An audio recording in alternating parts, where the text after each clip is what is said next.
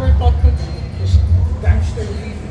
Diba? Kasi baka masipa ka sa mukha eh. So gangster lead. Diba?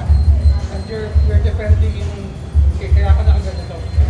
Right? Huwag kang gaganyan. Okay, you're speaking.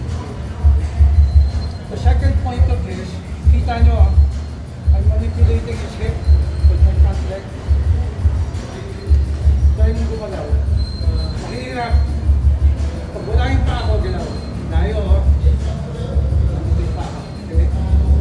Next, usually ang footlock sa jiu-jitsu is you lie down on the same side as the leg you're attacking.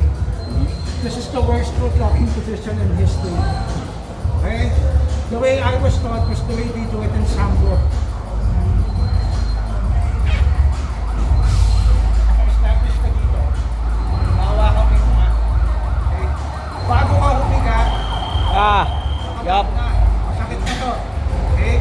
I'll loosen it, ha? Pero, yeah. Let's just pretend na, tignan yung kamay ko, ha? Stop here. Para ako nag-choke. Diba? Masakit yan. Masakit yan. So let's say, nakaganon pa rin ako, ha? When you fall, ito, go here. Don't go here. Why? Pag nandito ka, one of your escapes, sisipain mo yung paa ko. Get out. Okay? But if you're here, wala siyang pang sipa. In fact, nakapatong yung katawan mo dun sa paa niya. The other thing is this. Yung pressure, you're putting it on top of his knee. Okay?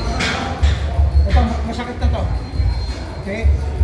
Sige na, para ka namang nagigilutin. Leg to forearm.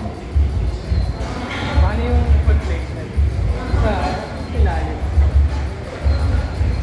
Put it on the hip. Tapos nung isa diretso. Ang importante is naka-pinch kayo. Ito, masakit na to.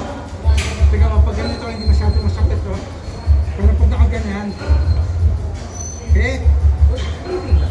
Pinipin. Kaya bawal sa jiu-jitsu to. Okay? But people for help, you hold your hand dyan. Ganyan nanalo si Eugene eh. Eugene natin. Straight footlock. So normally this happens, pagkabukas mo ng guard, ayaw pumayo. Diba? Pinapawag-guard yung sipa. Guys, hawakan din sa nilay. Dito, Magulang ka pa sa akin ah. matanggal. Kaya masakit yung Toe hold. Toe hold. yung daliri. Yan o. So dyan o, nakalock siya o. May lock dito, may lock dito. Okay. Pasok. Dito pa na, masakit na. Para ka nag-clear negative, masakit na. Okay? You can actually finish here if you want. Grabe. Okay? Saan ko to? Pam. Or, here, pagkukuhan yung paa. Masakit nito.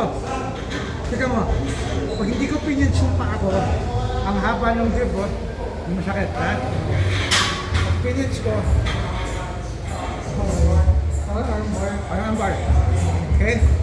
Yan. Tika mo, try to get out. Try to get out. You can't punch me, you can't kick me, diba? Tapos, before you finish, ngitian mo siya. Pwede.